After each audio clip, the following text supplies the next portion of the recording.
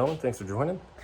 Today, we're working on the wife's car, 2026 Volkswagen Tiguan SEL R-Line. She just hit, man, I love that green. She just hit her 1,000 mile mark. I'm a big advocate for doing a brake and oil change. So today we're gonna go ahead and knock that out, and I'll go ahead and show you how to do it on a 2026 Volkswagen Tiguan. Follow along. All right, we're under the hood here. I'll go ahead and show you guys some of the things that we're going to be using today. As you all are aware, if you've watched a few of my other oil change videos, I'm an AMSOIL guy, AMSOIL dealer. If you want to be one of my preferred customers and save 25% on all AMSOIL products, there's a link in my description. If not, this is still a really good guide on how to do an oil change, and we'll go ahead and break that down for you. Some of the things that you're going to need will be a oil filter socket. This is a canister style oil filter. As you can see here, I'm going to be using a Wix, the WL10396 drop-in filter. It's going to be right around this area. I'll show you how to get to it here in a minute. I believe it takes a 32 millimeter socket, or what I have is a 1 1/4 inch half-inch drive socket that I use for axle nuts and things. It is the exact same size as a 32 millimeter, so you can use either one of those. This vehicle does take roughly 6.3 quarts of oil, hence the reason why the oil change interval is up to 10,000 miles. It's got a lot of oil to circulate. We will be using the 0W20, the VW 508.00 rating for this vehicle. We're just going to stick with what the manufacturer recommends on this car to optimize fuel economy. I will not be doing the 10,000 mile oil changes simply due to the fact that my wife does very short trips. We're not getting the oil up to operating temperature as often as I would like, so I will probably be doing 6 month or 6,000 mile oil changes on this, just to make sure that everything's good there. But also right here on the radiator shroud, you can see the VW 508 rating that matches our bottle, so we are good to go on product. Actually, I think I lied to you. We're not done on product. This vehicle actually takes a new drain plug and crush washer. I just went to my local dealer and picked this up. For my model year, as you can see, I'm using a phone. Those are going to be your 2 part numbers for the plug and the washer, and after everything was said and done, we're looking at $7.38. I have no special discounts or anything like that. That is simply what the dealer charges me, so you have a good general idea of how much that will cost as well. All right, first things first, you just want to take this engine cover off. It's a beauty cover and insulator, since these engines are a little bit louder with the direct injection. Sometimes it can be a little bit difficult to take off. It's really not that bad. It's got 4 little plugs. It's flexible. Just pull up on one side and you'll feel it pop off. And just go around to this side, pop right there. Just go around to all 4 corners. There we go. And it'll come off. And then you kind of know what we're looking at. So one thing I wanted to show you guys is whenever you do order an AMSOIL kit online for engine oil, it comes with some pretty cool stuff in the box. So it gives you a paper funnel in case you don't own any, a sticker, because who doesn't love stickers, a set of large gloves, and then also a oil change sticker that you can put in the corner. So let me grab this. I'm holding the camera. It's kind of nice that they give you all this stuff whenever you place an order. So just one of the added benefits of doing the oil change kit from their website. Their website also shows all products for your application. So when you use their application guide, it will go ahead and list the capacity, the torque spec on most models. This is pretty new, so I don't believe it's on there yet. I will explain that when I go to that step. But brake fluid, differential fluid, transmission fluids for any of your vehicles, all that stuff is going to be on their website. So it's kind of cool. Even if you don't use their product, you can still reference their website for a lot of the capacities and torque specs that you need whenever you're doing general maintenance on your car. All right, we are underneath the car. The oil pan is going to be this black pan. Transmission is all cast aluminum, so you definitely don't want to take that plug off. And the factory oil pan appears to have painted the factory drain plug and crush washer, so these tend to be a little bit more difficult to take off. Whenever you are trying to take these off, I believe it's a T45, by the way. That is correct. It's a T45. Whenever you try to take these off, hold the ratchet with one hand and then hit the bottom of the ratchet with your other hand to shock it loose. That's the easiest way. If you do gentle pressure, oftentimes it takes a lot more effort than it really needs. All right, we went ahead and shocked it loose. We'll see how good I am at taking this off and making a mess. I obviously didn't have a big enough oil pan, so I went out and had to get a 9-quart because of this monster 6.5 quart vehicle. All right, not too bad. So it's gonna look brand new because it's only got 1,000 miles on it, but as someone who works in the automotive industry, getting these break-in particles out as soon as possible is an extremely smart thing to do on these vehicles, especially with longer oil change intervals. This will help guarantee long life and that you don't have those small particles going through your oil pump, especially the the oil pump pressure relief valve that can stick open and bleed all of your oil pressure and blow up an engine very easily. So little things like this, oil is cheap, makes sense, and definitely helps out in the long run. All right, so while it's draining, we're gonna go ahead and take the oil fill cap off to help it drain a little bit quicker. One thing I noticed is that there's a lot of just debris floating around that cap. So I'm gonna get some compressed air and blow some of that. Just blow it out of the way. That way we don't have anything falling into your engine. All right, now it's time, while the oil is still draining, it's pretty much done. We're gonna go ahead and loosen that oil filter. Oil filter is directly next to the oil fill. That little nipple at the end, that's actually one of the probes for the beauty cover that we took off earlier. But like I said, this was a 32 mil or 1.25 inch if you're looking at standard. This is very easy to take off. So they did not tighten it very much from the factory, which is good news. These honestly don't take a lot of torque. So if these are hard to come off, you may want to stop and take it to the dealer to see if these were stripped from the factory and that you're not liable for anything. So as you can see, I did that with one hand.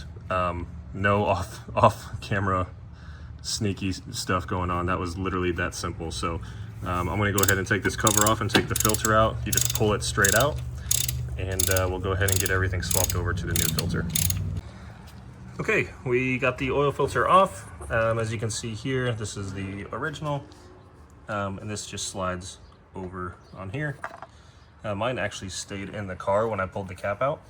Not a big deal, I just pulled it out and it's good to go. This is the Wix filter. It looks very similar in construction and even says Germany on it, which pretty interesting. Filter looks virtually identical to the one that came out of the car. Just doing a quick glance. The only thing that I noticed that I'm not super happy with is that my filter only came with this O-ring. This O-ring and that tiny little O-ring did not come with it. That is strange. I don't believe that should be the case for most filters. So keep that in mind if you are looking at buying the Wix. It may not have every filter or every O-ring that you need. You can just open up the box and take a look whenever you're at the store. But I ordered this. Luckily, in my case, I only have 1,000 miles on the car, so I'm not nervous about reusing those two smaller O-rings. They will definitely be replaced when I do the longer oil change interval. I'm going to use a pick like this to get under the O-ring here to fish this one off and then put the new one on. Just whenever you're using a metal pick, be very careful that you don't score the housing, because that could actually prevent the O-ring from sealing up against the housing. Very low chance of that happening, but it has happened. It can happen. So just be careful whenever you're using metal against plastic or other metal components. All right, we went ahead and swapped over our O-ring and put a little bit of oil on it to lubricate it, and we went ahead and added the filter. This is super simple. The filter, when you push it all the way on, it sticks pretty good, and so you literally just drop it right on in to its little home. So we'll go ahead and drop it in and start hand tightening it. I actually do not know the torque of this cover, but from my history of using these types, wow, my rag is right in front of the camera, I'm sorry.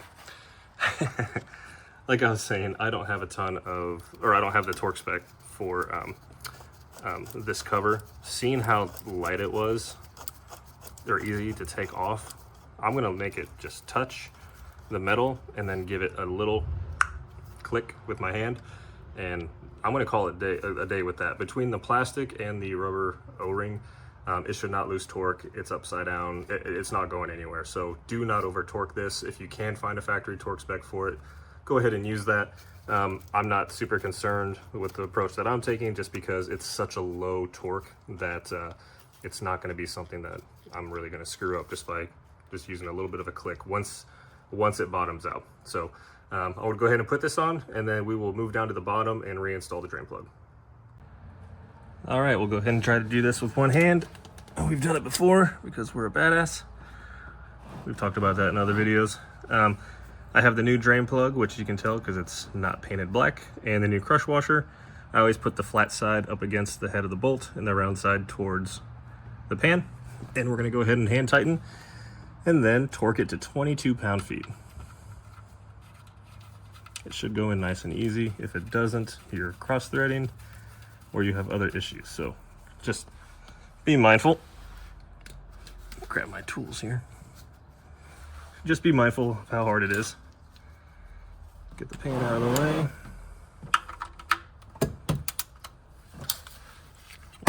And I torque everything because, man, this is fun with one hand. One of these days I'm gonna get a stand. I torque everything because it's supposed to be torque, number one. And number two, I love doing an oil change on a car that I previously did the oil change on, because everything comes off like it's supposed to.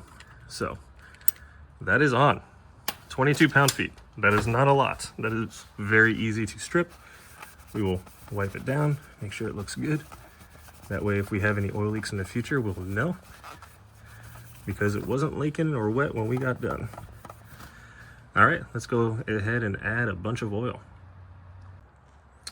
All right, it's time to refill with oil. So we have the funnel that we got in our oil change kit. Went ahead and put it in there, and we're gonna add all 6.3 quarts of oil. So I'm probably gonna start with 6.3. I may even do 6.4, 6.5, just because of a little bit of burn off over time. Turbocharged engines tend to get a little bit of blow by and use a little bit of oil over time, especially with these lower viscosities. That is one of the larger downsides. Using thinner oils, you can possibly see oil consumption. Not always, but it's a thing. So we'll go ahead and do all 6.5 of these ish, and we'll let you know when we're done doing that. I'm not going to show you how to pour in oil because that should be pretty self-explanatory. So I'll see you in a second. All right, our hands are tired knocking out 6.5 quarts of oil. Just kidding, we're not tired, but it's a lot of oil. Just because I'm weird, I want to make sure I line up their blue mark to the blue mark. It's the factory vital safety check. At least that's what they call them in my plant. But anyway, once you're all done, just look over everything, make sure everything's tight. If you have gotten oil on anything, just wipe it down. Just make sure everything's nice and clean. At this point, you can go ahead and install your beauty cover. Let me zoom out a little bit here so you can see that. Here's this one hand. You can literally just hit it like that, and she's good. Mine's got a little bit of dust on it. I'm going to spray some product on here just to wipe it down because I'm weird, so everyone under the hood can see it. Hey, look at that. That's cool. Some form of a manufacturing tag. I may actually keep that on there. First time I've seen it. But anyway, like I said, I'm going to wipe this down, and we'll go ahead and get the car fired up, and I'll walk you through the oil reset procedure. All right, we are inside the car. I went ahead and fired it up and backed it up. We do have the hood open, so we're gonna have a little warning on here. Sorry about the glare. But anyway, on my favorite screen, I went ahead and added the some vehicle status information, which has the oil level right there. So I believe it takes about 3 minutes for it to heat up the oil to verify the oil level. If you're trying to get to this screen, another way to get to it, if it's not one of your favorites, is I just hit the squares on the top left, I hit vehicle, and then under status, you'll see oil level, and you click on that and it's gonna take you to the same page.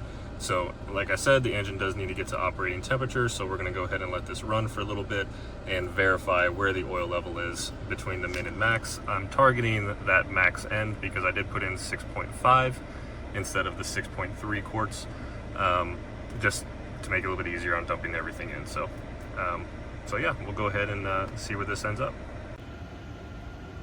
Okay, actually, let me go ahead and shut off this. Oh my gosh, everything's yelling at me. Turn off the climate control because the car's not running. So you want to get the car up to operating temperature. I'm at 180 degrees oil temp and 194 coolant temp. Once you do that, you shut the car off for at least 2 minutes, and then you just key on and go back to your oil level screen, and that will tell you whether or not you are at the proper level. Like I said, I use 6.5 quarts. It looks like I'm right at the max mark, so I'm pretty happy with this. So hopefully this oil change video helped you guys out. Do your own maintenance. It saves you a ton of money. The only thing here that I'm struggling with is the oil reset light. Here I can kind of show you where I'm struggling. So under the service tab, it lists all of your services here, but there's no way for me to reset them. So I am a little bit confused on how to do that unless I need a service tool, which I do have. I'll do some more research online to see if there is a user-friendly way to reset your service. And if so, I will do a separate video on how to do that. So it's very straightforward, simple to follow. But other than that, oil change is done. I'm okay with the service being 10K still, just due to the fact that this is my first oil change. I'm going to go again towards the end of the year, and then I will hopefully know how to reset that light at that point on. So yeah, I hope this video worked out for you guys. And if you have any questions, put them in the comments if I forgot anything, and I'll get back to you. So take care.